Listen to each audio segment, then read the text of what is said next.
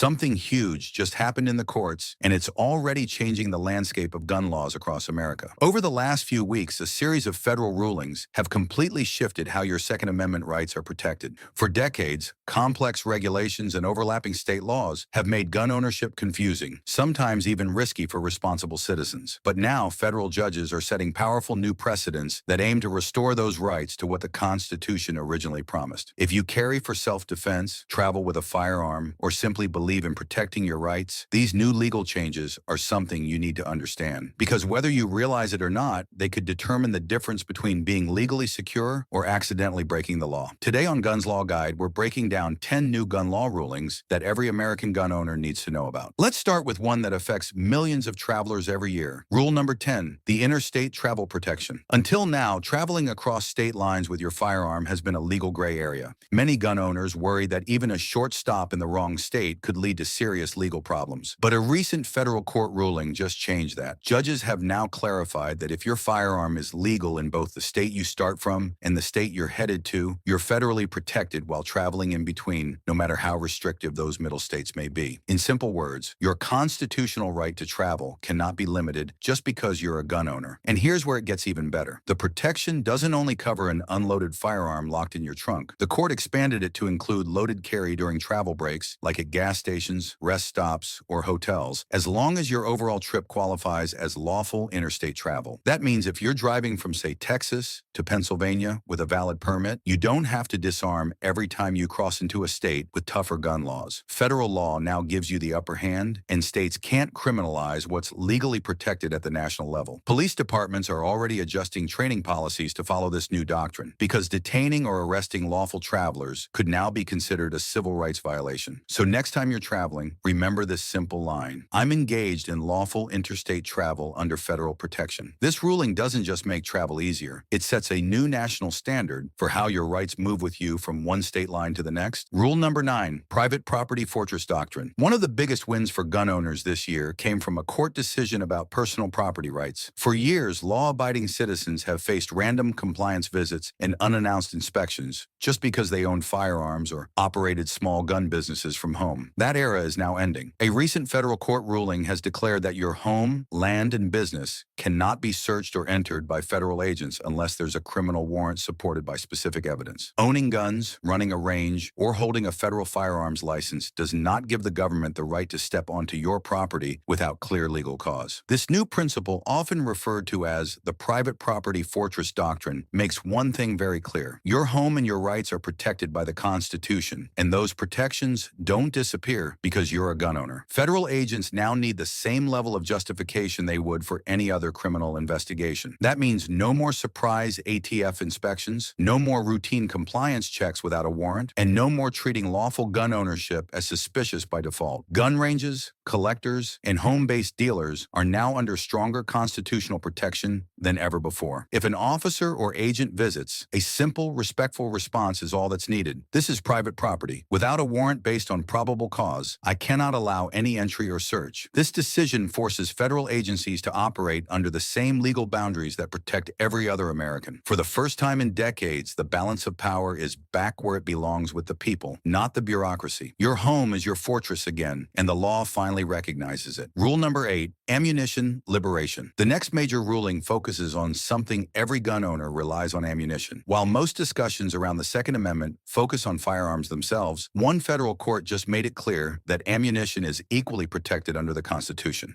The decision came from the D.C. Circuit, which ruled that any law restricting ammunition purchases or ownership must meet the same strict standards as laws restricting firearms. The reasoning is simple: a firearm without ammunition is useless, and therefore the right to keep and bear arms naturally includes the right to own and purchase ammunition. This single interpretation has already overturned several major restrictions. California's background checks for every box of bullets are now considered unconstitutional. New York's ban on online ammunition sales is being dismantled. Illinois' proposals for serialized ammo tracking can't hold up under the new standard. And states like Connecticut, which tried to limit how much ammo a person can buy, have already seen their laws struck down. The court's ruling is reshaping the entire ammunition market. Retail Retailers who were once forced to check IDs and run background screenings on basic purchases can now return to normal over-the-counter sales. Online stores that were blocked from shipping to certain states are opening again nationwide. For millions of responsible gun owners, this restores the freedom to buy ammunition without unnecessary hurdles or confusion. It also sets a clear message. The government cannot separate the tool from what makes it functional. Gun rights advocates are calling it one of the most practical victories in years, and many believe it will permanently change how ammunition is regulated across the country. Freedom to own your firearm now truly includes the freedom to keep it ready as the Constitution intended. Rule number 7, business license revolution. This next ruling has been celebrated by thousands of small gun store owners across the country. For years, the federal licensing system has been one of the biggest sources of frustration for firearms businesses. The process was slow, unpredictable, and often felt like a trap, with the ATF using minor paperwork mistakes to revoke licenses or shut down shops completely. That just changed in a major way. A recent decision from the Fifth Circuit Court redefined how federal firearms licenses, FFLs, are handled in America. The court ruled that the ATF can no longer use vague or subjective standards to deny or revoke a license. Gun dealers must now be treated like any other legitimate business operating under constitutional rights. The ruling emphasized that engaging in lawful commerce involving firearms, which are constitutionally protected items, cannot be treated as suspicious or criminal by default. It also limited the government's ability to harass or intimidate small business owners through excessive inspections or technical violations. Under this new protection, the ATF can no longer revoke a license over small clerical mistakes, delayed paperwork, or other issues that don't involve criminal intent. Home-based dealers, who've often been forced out of business by zoning complaints or neighborhood pressure, now have strong federal backing to continue operating legally. Rule number 6, digital privacy shield. The next ruling affects a part of gun ownership most people don't think about: digital privacy. For years, government agencies have tracked gun owners' online monitoring purchases, searches, social media activity, and even location data. This kind of surveillance created a detailed profile of law-abiding citizens, often without any criminal suspicion. That changes now. The Ninth Circuit Court has ruled that monitoring lawful gun ownership online or through digital records violates the Constitution. This includes tracking visits to gun stores, online ammunition purchases, and even searches related to firearms on the internet. Any attempt to collect such information without a proper warrant or clear criminal cause is now legally forbidden. This decision creates what some are calling a digital fortress for gun owners. Your online activity related to firearms is protected, and agencies cannot turn lawful exercise of your Second Amendment rights into a permanent surveillance record. If an officer or agent attempts to access your digital records without proper legal authority, the response is simple and firm: I do not consent to any digital searches of my devices or records. Any surveillance based on lawful firearm ownership violates my constitutional rights. States maintaining gun registries must now prove they are not sharing data with federal agencies or using it for surveillance purposes. If they cannot, those registries could be considered unconstitutional overnight. Rule number 5, carry permit revolution. One of the most impactful rulings for gun owners deals with carry permits. Across the U.S., many states have long required citizens to jump through hoops, long waits, subjective good cause rules, and high fees just to exercise a constitutional right. A recent Supreme Court decision has changed that dramatically. The court made it clear that the Second Amendment guarantees the right to carry a firearm, and any state law that imposes excessive delays, subjective criteria, or unreasonable fees is unconstitutional. 3 key principles came out of this ruling. Any carry permit system that takes longer than 30 days is now considered unconstitutional. Subjective good cause requirements are no longer allowed anywhere in the country. States cannot charge more than $50 for a carry permit. States that previously restricted carry through bureaucratic delays or arbitrary standards must now overhaul their systems immediately. Police departments are being retrained to follow the new rules, and applications that have been pending for months may now be automatically approved. For law-abiding citizens, this means your right to carry is no longer a privilege granted by the state. It is a constitutional guarantee that cannot be restricted by personal judgment or administrative red tape. A simple way to assert this right under the new ruling is to remember: under the new Supreme Court precedent, I have a constitutional right to carry, and it cannot be delayed or restricted by arbitrary requirements or fees. This decision restores a fundamental freedom, ensuring ensuring that responsible citizens can protect themselves without unnecessary legal obstacles. The carry permit revolution is not just about permits. It's about affirming that constitutional rights cannot be treated as optional or conditional. Rule number 4, registration destruction order. Another landmark ruling has struck at the heart of gun registries. For decades, both federal and state agencies have maintained databases of gun owners, often digitized and searchable, raising concerns about privacy and potential misuse. A recent decision from the D.C. Circuit has ordered that millions of gun owner records must be destroyed, effectively ending searchable federal registries in the United States. The court ruled that maintaining these databases violates both federal law and the Second Amendment. Even if agencies attempted to rename the databases or call them something else, the court made it clear that a searchable federal gun registry is illegal. States that share registry information with federal agencies now face a critical choice: keep registries purely local or risk violating federal law and facing potential legal consequences. This ruling ensures that gun ownership records cannot be centralized or exploited, protecting law-abiding Americans from unnecessary government tracking. Gun owners can now confidently state their rights if questioned about registration records. Any attempt to record my information in a searchable federal system violates federal law and court order. The decision represents more than just record-keeping reform. It's a restoration of constitutional privacy. Rule number 3, seizure immunity protocol. A major Supreme Court decision has completely changed how firearms can be seized in America. For years, laws like civil asset forfeiture and red flag statutes allowed authorities to temporarily take firearms without formal criminal charges. This created uncertainty and risk for law-abiding gun owners across the country. The court ruled that no firearms can be seized without an actual criminal conviction. Temporary confiscations during investigations or seizures based on suspicion alone are now unconstitutional. This applies nationwide red flag laws, and civil asset forfeiture policies that bypass due process are effectively null and void.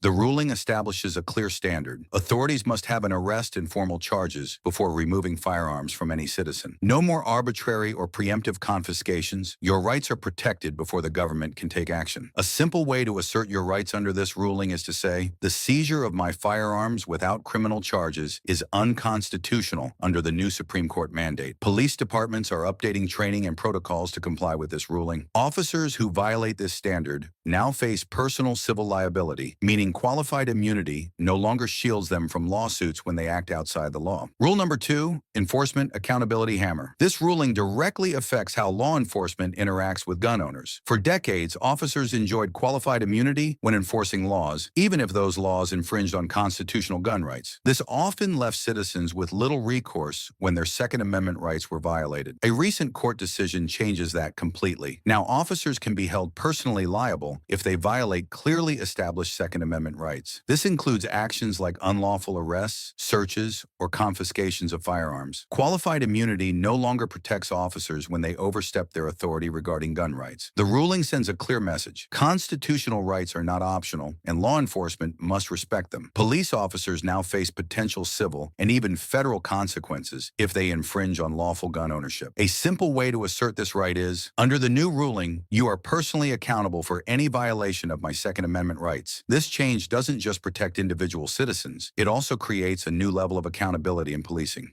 Officers must now follow the law carefully, ensuring that law-abiding Americans can exercise their rights without fear of illegal enforcement actions. Constitutional carry mandate. The most consequential ruling of all addresses the core of gun rights in America, the right to carry a firearm. For years, many states required permits, licenses, or special training before a citizen could legally carry for self-defense. The Supreme Court has now declared that these requirements are unconstitutional. This landmark decision confirms that the Second Amendment guarantees every law-abiding citizen the right to carry firearms without needing government permission. Permit requirements, waiting periods, or arbitrary licensing rules no longer hold legal weight. The ruling clarifies that while criminals and prohibited persons remain restricted, law-abiding Americans cannot be forced to obtain permits or approvals to exercise their constitutional rights. Every citizen who can legally own a firearm now automatically has the right to carry it for self-defense. A simple phrase to remember under this ruling is, my right to carry firearms for self-defense cannot be conditioned on government permission or licenses. States are already adjusting their systems. Some are dismantling their carry permit programs, while police departments are retraining officers to comply with the new mandate. Prosecutors are reviewing previous cases, and in many situations, charges related to unlicensed carry are being dropped. This decision doesn't just restore a right, it cements a constitutional guarantee. It's the culmination of a series series of court rulings that together reaffirm the Second Amendment as a clear, actionable protection for all law-abiding Americans. With these 10 new rules in place, gun owners now have a stronger, clearer framework to understand and exercise their rights. From travel and property protections to permits, ammunition, and business operations, the courts have restored freedoms that were limited for decades. Knowing these rules isn't just about staying legal, it's about confidently exercising your rights with full awareness of the protections the Constitution provides.